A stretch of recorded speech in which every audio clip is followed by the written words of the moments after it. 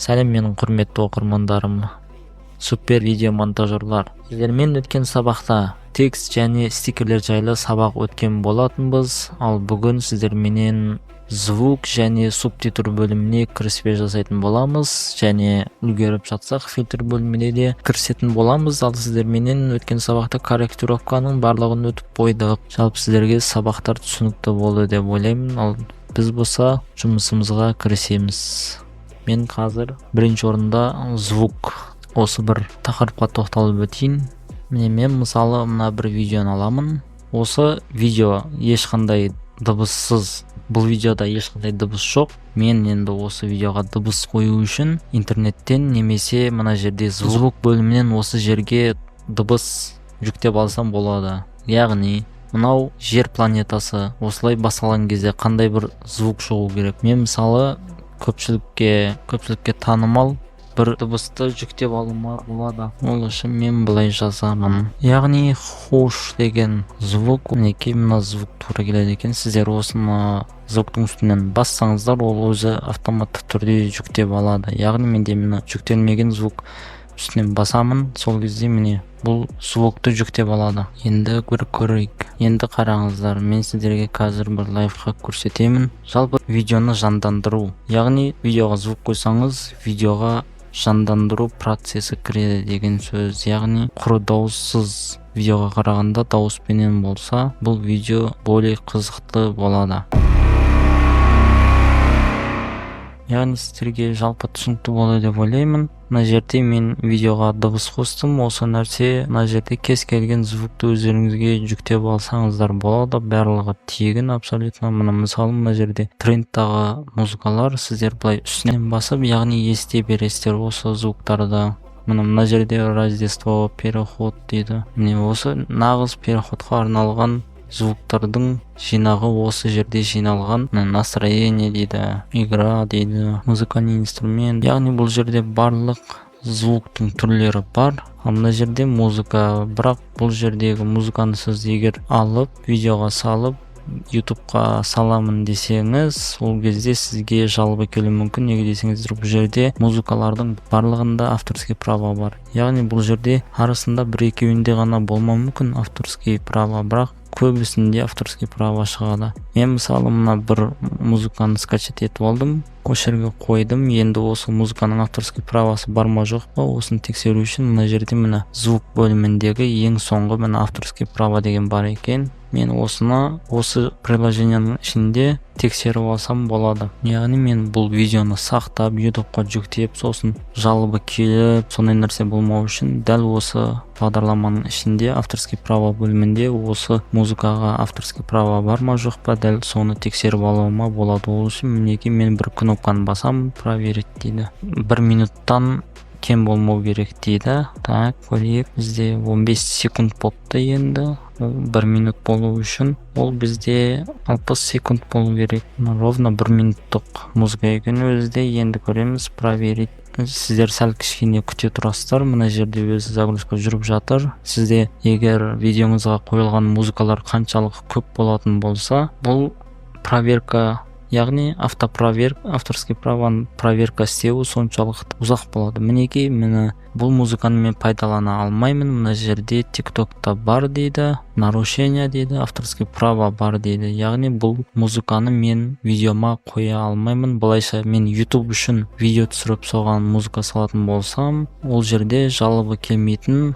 без авторских право музыкаларды қоюыма болады, бірақ мына музыканы қоя алмайды екенмін. Себебі мына жерде авторский право бар деп тұр. Міне дәл осы жердің өзінде осылай тексеріп алуыма болады. Бұл өте пайдалы бағдарлама. Неге десеңіздер, көптеген бағдарламада бұндай нәрсе жоқ. Яғни авторский правоны өзі тексеріп беретін. Яғни бұл CapCut бағдарламасы TikTok пенен өте тығыз байланысты бағдарлама. Яғни екеуі бір-бірімен өте тығыз байланысты. Яғни TikToktағы тренд болып жатқан анимация, переходтар, стикерлер, тексттер, эффектілер барлығы дәл осы CapCut бағдарламасының ішінде бар. Сіздерге жалпы музыка түсінікті болды деп ойлаймын. Енді қараңыздар, мына жерде звук бөлімі, бұл негізінде музыканы жай ғана алып қоя салу деген сөз емес. Бұл да бір өте үлкен тақырып негізінде. Мына жерде ваши деп қойыпты. Мына жерде өзім мен компьютерімнің жадындағы музыкаларды осы жерден импортты басып, дәл осы жерден жүктеп алсам болады. Мен мысалы өзімнің компьютерімдегі музыканы алдым және қойдым. Енді қараңыздар, мына жерде кішігірім түсіндіріп кетейін, музыканы қалай дұрыс пайдалануға болады. Мен мына жерде өзімнің видеомды салдым. Мінекей, енді мұқият қараңыздар, музыка бөліміндегі ең маңызды нәрсе осы. Көпшілік адам бұл нәрсені біле бермеуі мүмкін. Неге десеңіздер, мен сіздерге бір нәрсені көрсетіп өтейін. Яғни өздеріңіз көргенде мен бір лайфхак жасадым, кішігірім сборник клип. Яғни сборник клип, сіз осы видеоға қойған 2-3 видеоны осылай қатарынан таймлайнға тастайсыз және оның арасына музыканы да алып тастайсыз. И және мына жерге керек болса бір үстіне текст жазасыз, например, мысалы текст жаздым және стикер қойдым. Жалпы сборник клип дегенді сіздерге толықтайын түсіндіріп бергім келіп жатыр. Мысалы, мен мына жерде мына текст қойдым, стикер қойдым. Осының барлығы бір дорожкада осылай сақталуы үшін барлығын бүйтіп белгілеп аласыздар. Сосын мына жерде создать сборник клип деген бар. Alt және G кнопкасын бассаңыздар, бұл бүткіл шашылып жатқан файлдарды бір дорожкаға жинақтап береді. Яғни бұл өте ыңғайлы видео монтаж істеу үшін, бұл өте ыңғайлы функция болып жатады. Яғни бұны монтаж істеп 4-5 айдан бері монтаж істеп жатқан адамдар бұл нәрсені өте жақсы түсінеді. Ал видеоны жаңадан бастап жатқандарға бұл функция қазірше керек емес. Неге десеңіздер, сіздер бұны түсінулеріңіз үшін видео монтажды орта жағдайда, яғни средний жағдайға шейін жетулеріңіз керек. Негізінде бұл сборник клип деген жан-жақта шашылып жатқан файлдарды дәл осылай бір дорожкаға жинап береді. Ал егер сіз оны орнына қайтарым десеңіз, Ctrl-Z немесе мишканың оң жағын басып, отменить сборку клипаны басасыз. Сол кезде бұл осылайша өзінің орнына келеді. Яғни кішігірім лайфхак сіздерге түсінікті болды деп ойлаймын. Келесі сабағымызға кірсеміз, мына жерде звук дейді. Яғни осы жерде мұқият көріңіздер. Мысалы, мына жақта видео басталып кетті, музыка қатты шығып жатыр, ал мына жерде мен сөйлеп жатырмын. Бұл жерде музыка мен менің дыбысым бірдей болып тұр. Сіздер егер музыканың дыбысын баяулатам десеңіздер, мына жерде громкость бөлімінен осылайша музыканы баяулатып қоюларыңызға болады. Бірақ бұл жерде сіздерде мына жерде музыка осы жерден жай басталады және соңына дейін жай осылай жалғасады деген сөз. Яғни музыканың дыбысы. Ал мен сөйлеген кезде музыканың дыбысы бәсеңдеп, сосын мына видеоға келген кезде музыканың дыбысы көтерілуін қаласам, мен сіздерге кішігірім лайфхак көрсетемін. Бірақ ол бірінші лайфхак, мен өзім пайдаланып жүрген лайфхакты сіздерге көрсетейін. Бірақ ол көпшілікке ыңғайлы болғанымен мен тағы 2 түрлі лайфхакты көрсетемін. Мысалы, мына жақта видео басталып кетті, музыка болды. Мен сөйлейтін кезде музыка бәсеңдеу үшін мен мына жерде алмасты аламын. Яғни алмаспен осылайша музыканы бөлемін. Мен сөйлеген кадр біткеннен кейін мына жерде видео басталды. Бұл жерде музыканың дауысы осылайша жоғары болу үшін өз қалпын осылай қалдырамын. Ал мына жерде музыканы дауысын бәсеңдетіп қоямын. Яғни мінекей мына жерде дәл осылай настройкамен сіздер видеоларыңызға осындай лайфхактар істей аласыздар. Яғни бұл жерде мына жерде музыка бірден қатты келеді, и сосын мен сөйлейтін кезде өте бірден жай болып кетеді. Ал егер плавный переход керек болатын болса, мына жерде осындай кнопка бар, осыны жылжытуларыңызға да болады, немесе мына жерде настройка. Яғни видео бітіп жатқан кезде сіздер осы осветленияны пайдаланасыздар. Яғни музыка дыбысы қатты шығады, сосын бәсеңдеп сіздер өздеріңіз сөйлеп жатқан кадрда музыка осылай жай бәсеңдейді. Сосын сіз сөйлеп біткеннен кейін музыканың дыбысы бірден қатты көтеріліп кетпеу үшін осы батырманы пайдаланасыздар, немесе мына жерде дәл осы батырманы пайдалансаңыздар болады. Сіздерге қараңыздар, бір лайфхак бұл не үшін істемей жатыр деп ойлайсыздар. Мынау мен мұны настройканы пайдаланып жатырмын, бірақ бұл әсер етпей жатыр. Неге десеңіздер, біздің линейка, міне контур линейка мына жерде тұрып қалған. Осы контур линейка қай жерге түссе, бұл осының астындағы дәл осы видео, аудио файлдарға барлығына әсер етеді. Біз ол үшін линейканы тез алып келу үшін осылай сүйреуімізге де болады, немесе кез келген мына жерден осылай басып жіберсек, осы жерде линейка пайда болады. Ендігі кезек линейканы келді, звукты басамыз. Сосын мінекей Бул жерде мынаны басамыз, затемнение. Яғни музыка кесілгеннен соң музыка енді басталуында плавный переход болу үшін бұл жерде затемнениені басамыз. Яғни музыка жай шығады, сосын қатты дауысы жай шығып, сосын қатты келіп, мына жерде көтеріліп нормализация болады. Яғни громкость өзінің уровеніне түседі. Яғни мына жерде музыка тез, қатты ойнап келіп, сосын бәсеңдейді, сосын біз сөйлейміз, сосын біз сөзіміз біткеннен кейін музыканың дыбысы жай осылай қатты болып өзінің нормал қалпына келеді. Яғни өздеріңіз мінекей графикті көріп тұрған шығарсыздар. Дәл осылай істеуге де болады. Ендігі екінші лайфхак сіздерге көрсетейін. Бұл сіздерге қиын болуы мүмкін. Бұл енді ключтармен істеу, яғни ключевой кадр менен істеу деген сөз. Мінекей біз видеомызға осы жерде белгі баламыз, яғни ключ мінекей кейфрейм, ключевой кадр. Мен басамын, мінекей біз интервью беріп болды. Осы жерде тағы ключті басамыз. Енді мына келесі ключті көру үшін мен бұлай әрекет етіп, осылай жылжытып осылай көрсем болады ключті. Ал келесі ключті көру үшін осылай кадрды жылжытпай-ақ, мына жерде бір кнопканы осылай бассам, екінші ключқа автоматически түседі. Яғни сіз осы ключті жоғары көтерсеңіз, мінекей сіздерге алыстан көрсетейін қандай өзгеріс нәтиже болып жатқанын көрдіңіздер. Мына мына ключ дыбыстың барлығы көтеріліп кетуін ұстап тұр. Яғни біз осылай өзімізге ключтарды осылай қойып аламыз. Енді мен мына жерден бас жағына тағы бір ключ қоямын. Мінекей ең соңына тағы бір ключ қойып аламын. Ендігі кезек бізде ключ ортада болу керек. Жақындатып осылай істеп аламыз. Енді мен мына жерде звук осы жерден басталады екен сөйлейтінім. Енді мен мына жерде сәл 3 полоса жылжытып тағы бір ключ қойып аламын. Яғни музыканың үстіне басамыз, сосын ключ қоямыз, сосын мінекей біздің видеомыз біткен кезде дәл осы жерге осылай ключ қойып аламыз тағы біреу. Яғни мен плавный переход болу үшін осылай бас жағына және ең соң жағына 2 ключтан қойып аламын. Сіздерге түсінікті болды деп ойлаймын. Осылайша мен ключтарды осылай қойып аламын және осылай ключтың үстінен басып осылайша қимылдатсам болады. Яғни мына ключті осылайша мен уровень ключ қойып осылайша дыбыстың уровенен осылайша түсіремін. Мен яғни сөзім анық естілу үшін музыкамен бірдей болып қалмау керек. Мен CapCut бағдарламасын тегін пайдалана аламын. Мінекей осы субтитрлерді сіздер де тегін пайдалана аласыздар.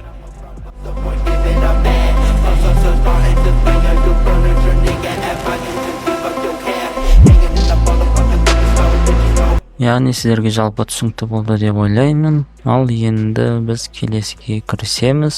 Біз енді субтитр бөліміне кірісетін боламыз. Жалпы сіздерге музыка бөлімі түсінікті болды деп ойлаймын. Енді мына жерде біз субтитрға кірісетін болсақ, субтитр яғни осы жерде өзіміз сөйлеп жатқан тілді таңдап аламыз. Мен әрине қазақша сөйлеп жатырмын. Мінекей казахский язык бар, таңдалды. Енді создать кнопкасы бар екен, осы кнопканы басамыз. Мінекей бұл субтитр тез тауып берді, бірақ сіздерге алдын ала ескертейін, субтитр бұл жерде 100-ге 100 болуы мүмкін емес. Яғни сіз сөйлеп жатқан сөзді ровно дәл сіз айтқандай әріптерін қатесіз жазып беру мүмкін емес. Себебі бұл да естеді, яғни сіз сөйлеп жатқан сөзді.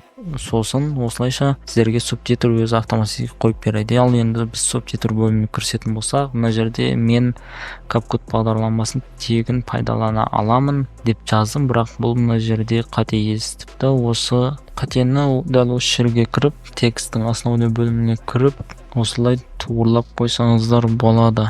Сіздер бірінші өздеріңіз сөйлеп жатқан сөзді мына көшіріп алған субтитр қалай дұрыс естті ма, соның барлығын осылайша естіп аласыздар. Мына жерде субтитрлерде дегенді сурет берді деген сияқты нәрсе қылып жазып қойыпты. Бұл дұрыс естпеген. Субтитрлерді сіздер де тегін пайдаланасыздар. Осылайша біз субтитрдің қателігін түзетіп аламыз. Сосын және сіздер өткен сабақта текст бөлімін өткен болатынбыз. Сол жерде мінекей дәл осы настройкалар арқылы өзіңіздің субтитріңізға қалаған шрифті, қалаған стильді қойып алсаңыздар болады.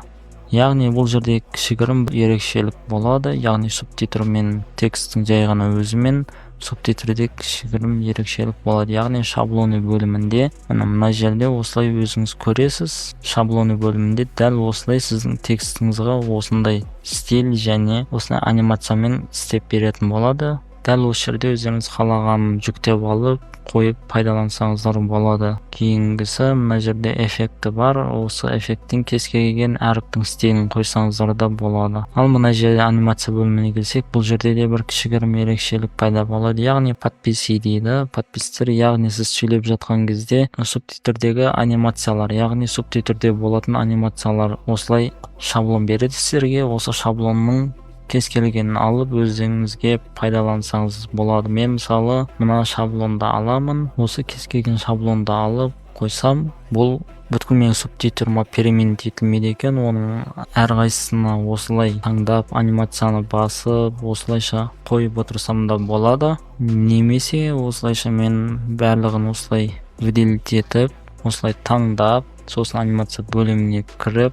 осылай переменить етсем, барлық субтитрға переменить етіледі. Дәл осылай мен бүткіл субтитрға бірдей настройка бере аламын. Яғни кез келген әріпке ма, кез келген стиль, шрифт барлығын осылайша белгілеп алып, кез келген настройканы дәл осы жерден мен бере аламын. Яғни бүткіл текстке дәл осы параметрлер түседі. Яғни сіз осылай белгілеп алсаңыз, сосын кез келгеніне анимацияны осылайша бүткіл текстқа осылай анимацияны да осылай бірдей берсе болады. Ал егер әрқайсысына жеке настройка қылатын болсаңыз, ол өзі арнайы басқа настройка, ал мына жері басқа настройка болуы мүмкін. Сол үшін желательно субтитрға осылай белгілеп алып, кез келген настройканы қойсаңыздар болады. Текст, анимация, шаблон, бүткіл вывод, зацикл барлығы. Ал мына жерде сіз сөйлеген текстті барлығын осылайша блокнот сияқты осындай кішігірім тақташасы бар екен, подписи деген. Дәл осы жерден осылай көріп алсаңыздар болады.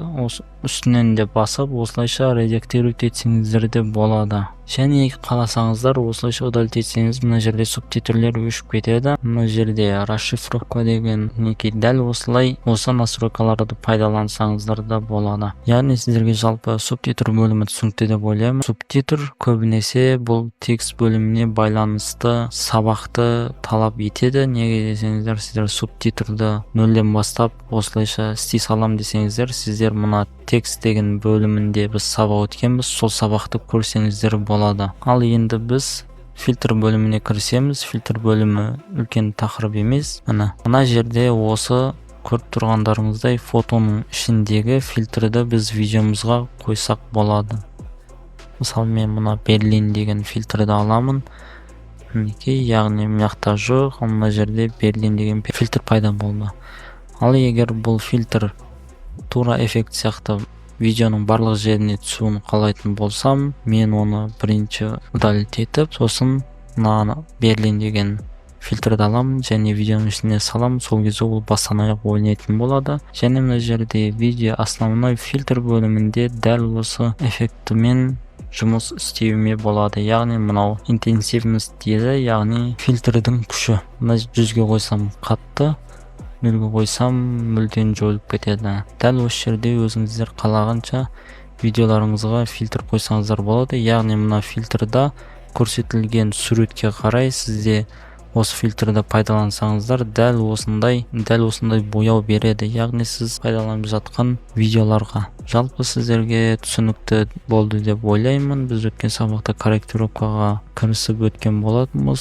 Сіз осы фильтрді пайдалану үшін корректировка сабақтарын көріп алыңыздар. Сол кезде сіздерге фильтр бөлімін түсіну өте оңай болады. Фильтр негізі қиын жері жоқ. Кез келген фильтрді осылай көресіздер және видеоларыңызға осылай қойып, қалаған жерінен азайтып, көбейтіп, азайтып, осылайша пайдалансаңыздар болады. Мына жерде, яғни фильтрдің жанрлары бар. Осы жерде кез келген жанрды пайдаланып, видеоңызға керемет фильтрлерді пайдалансаңыздар болады. Жалпы сіздерге сабақ түсінікті болды деп ойлаймын. Осыменен 9 сабақ болған екен вообще. Біз келесіде лайфхак сабақтарын сіздерменен көретін боламыз бірге. Видеоны соңына дейін тамашалағандарыңызға рахмет. Видеоны бөлісіп, видео монтажды үйренем деп жатқан достарыңызбенен бөлісіңіздер. Сау сәлемет, аман болыңыздар.